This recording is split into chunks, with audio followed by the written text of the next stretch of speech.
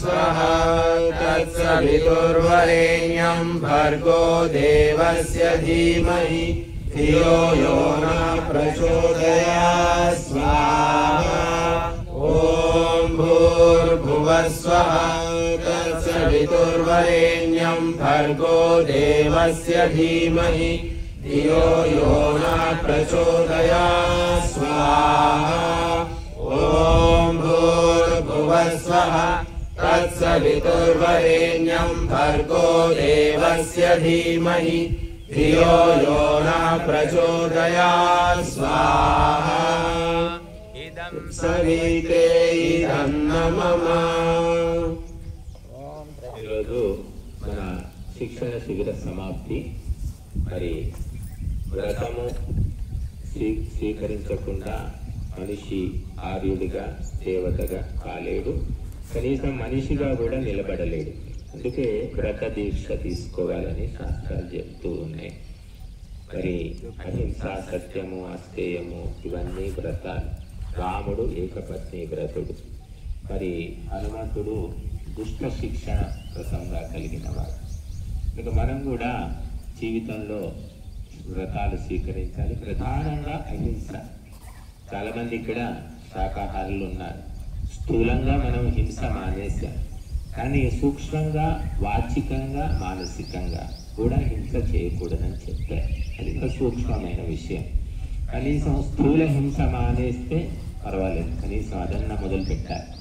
మరి ఇక్కడ ఇంచుమించు అందరూ శాకాహారులే ఉన్నారు. ఒక మన ఒకే ఒక పక్షి గోవర్ధన్ మాన్యతేనా, ముక్క తొక్క ఏముండదుగా, వాసన అన్నీ వదిలేసుకో, మనసులోంచి తీసేసుకో. అంటే మా బలవంతం ఏం లేదు, మేము కేవలం సూచనలు ఇచ్చేవాళ్ళమే. సలహాలు సూచనల డిపార్ట్మెంట్ మాది, ఆచరణ డిపార్ట్మెంట్ మీది, మీరు చేసుకోవాలి. కాబట్టి మనము ఈరోజు ఈ 20 రోజులు ఇక్కడ ఒక వ్రతము, ఈ పురోహిత శిక్షణ శిబిరం అనే వ్రతంలో పాల్గొన్నాం. ఈరోజు మనం ముగిస్తున్నాము.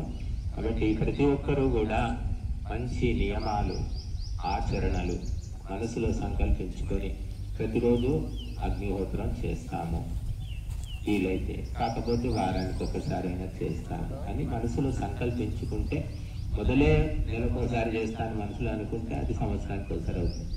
కాబట్టి మొదలు ఏమనుకోవాలి, ప్రతిరోజు చేయాలని మనం సంకల్పించాలి. అని సంకల్పించగానే అవుతుందా కాదా అంటే అనేక రకాలైనటువంటి అక్కడ కారకాలు ఉంటాయి, ఫ్యాక్టర్స్. ఇవన్నీ అనుకోవడం మంచిదే. 10,000 ఇద్దామని అనుకుంటాం మనసులో, అనుకోగానే 10,000 ఇస్తామంటే కుదరవచ్చు, లేదా 9,000 ఇవ్వచ్చు, లేదా 5,000 ఇవ్వచ్చు. అంటే ఆలోచన ఎప్పుడూ గొప్పగా ఉండాలని చెప్తాయి. గొప్పగా ఉన్నంత మాత్రాన గొప్పగానే పనులు అవుతాయి లేదా తర్వాత విషయం. ఊరందరికీ భోజనాలు పెట్టాలని అనుకుంటాం, తప్పేమీ లేదు. ఊరంతా చల్లగా ఉండాలి అంటే తప్పేమీ లేదు. ఎంతవరకు వీలవుతుంది అనేది మనకు తెలియదు. అంటే ఆలోచనలు ఎప్పుడూ కూడా ఉత్కృష్టంగా, ఉన్నతంగా ఉండాలి అని చెప్పారు. కాబట్టి మనము ఈ వ్రతాలను పాటించాలి. పరుషమైనటువంటి, కఠినమైనటువంటి, అహితమైనటువంటి కటు వాక్యాలు పలకకూడదు. సాధ్యమైనంత వరకు ప్రయత్నం చేయాలి. సత్యం బ్రూయాత్, ప్రియం బ్రూయాత్, న బ్రూయాత్ సత్యం ప్రియం అని చెప్పారు. ఇంకా మరి ఈరోజు మనం ఈ కార్యక్రమాన్ని ముగిస్తున్నాం కాబట్టి ముగింపు సందర్భంగా కొన్ని విశేష మంత్రాలతో ఆహుతిస్తాము.